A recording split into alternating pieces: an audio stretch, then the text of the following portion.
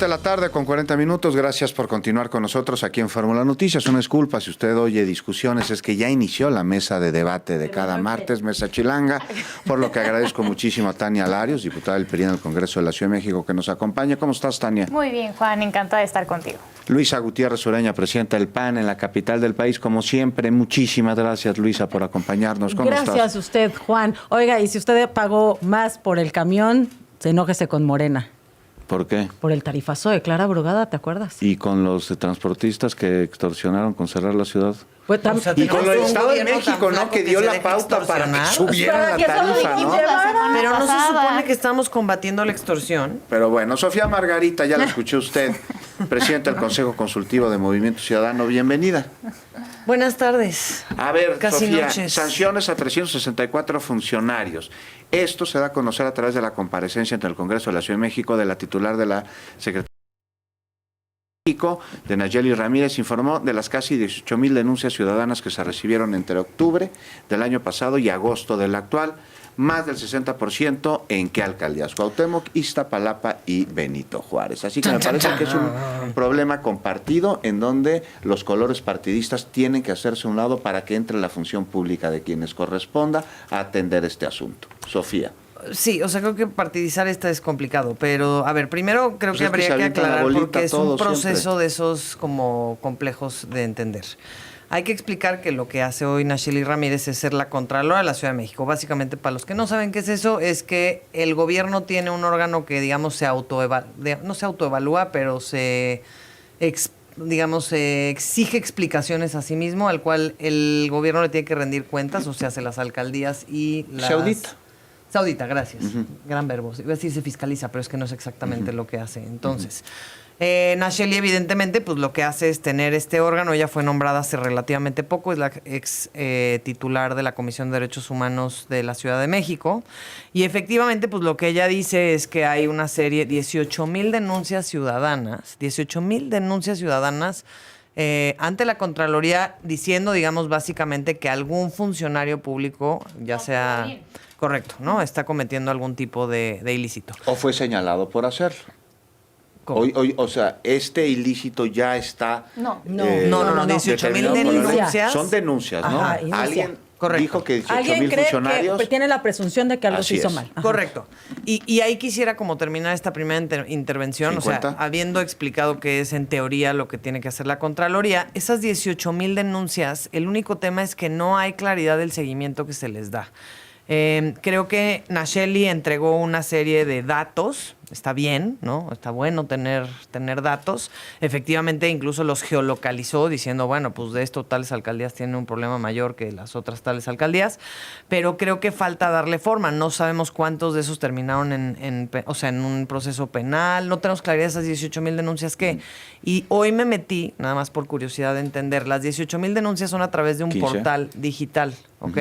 Yo puedo meterme, evidentemente sería un delito, pero yo puedo meterme a acusar y levantar un falso en contra de la diputada Tania Larios a través de ese portal, porque te tengo enfrente y te quiero, y es evidente que no lo voy a hacer, ¿no?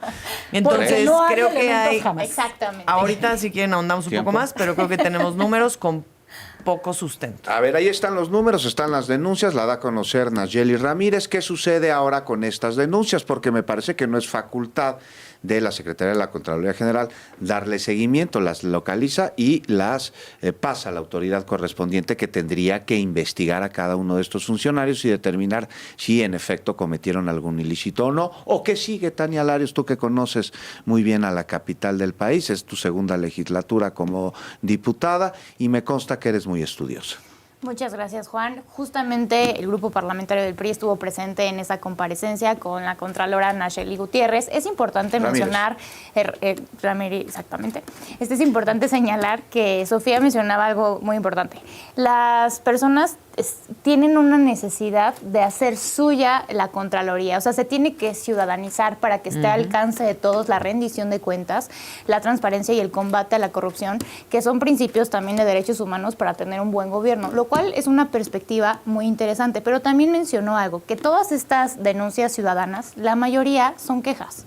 Quejas de, en la ventanilla no me atendieron, tal autoridad no me respondió, y entonces se comprometió a hacer reformas internas para que pudiera ya existir formalmente en la Contraloría el seguimiento a quejas ciudadanas en atención al actuar de las autoridades. Entonces es algo muy interesante para también darle cuenta y separar, porque esas quejas no necesariamente constituyen un acto de corrupción, ni mucho menos, pero sí pueden ser sujetos a extrañamientos y a correcciones importantes. Y que también pues ya se va a dar a todas las autoridades que están en la materia, que siempre son autoridades muy burocratizadas, para que tengan la sensibilidad de entablar diálogo y de responderle a la gente sus preocupaciones.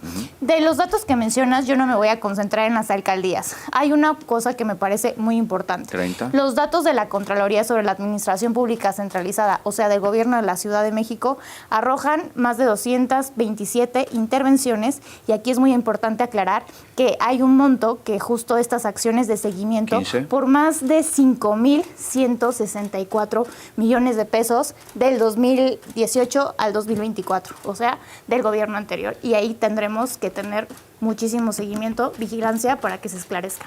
Luisa Gutiérrez del PAN, resuélvenos una duda. ¿Existe una laguna sobre qué sigue después de que se dan a conocer estas denuncias que de ninguna manera implican la comisión de un ilícito, sino algo que se tiene que investigar para que sea la autoridad correspondiente quien determine a través de elementos probatorios si en efecto se incurrió o no en un delito? ¿Qué sucede después de que Nayeli Ramírez da a conocer estos datos? No, de hecho, laguna no existe, Juan. La verdad es que lo que ha estado haciendo falta es que realmente se lleve a cabo todo el procedimiento. De hecho, la Contraloría... ¿En qué cheque cae? Perdón. A la misma Contraloría. ¿Es la misma Contraloría? La Contraloría misma puede sancionar, incluso puede inhabilitar funcionarios. Es correcto. Entonces, Lo cual se ha hecho. Lo cual sí se ha hecho. Lo cierto es que venimos de un periodo en donde la Contraloría ha sido cooptada por por personas que no se han dedicado a la Contraloría. Recordarás a quien fuera Contralora Serrano, que incluso se fue a la NFL a ver el Super Bowl, y cuando le preguntaron, oiga, usted es el encargado de la Contraloría, ¿cómo le hizo usted para pagar sus boletos? Dijo, ay, es que una donación, y a Chuchita la ¿No bolsearon. era Sergio Ramírez? No. Al que le No, donaron. Juan José Serrano. ¿No?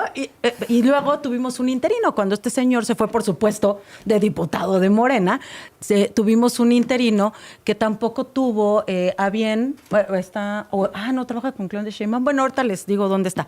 Pero Serrano claramente se fue antes de tiempo y ahorita entra Nayeli. ¿Qué me parece benéfico? Nayeli viene de haber sido la titular de la Comisión de Derechos Humanos de la Ciudad de México. Tiene un prestigio intachable, ¿no? Por supuesto. Y también decirlo, ella Votada debió... por unanimidad. Sí, ella debió haber sido, de verdad, la presidenta de la Comisión Nacional. Lo estoy afirmando. No, yo creo que debió de haber sido. La dejaron ir, pero aquí en la Ciudad de México la aprovechó. Pero Sí, por supuesto. la y la mantenemos necesitamos. y la estimamos. Sobre todo porque... Saludos.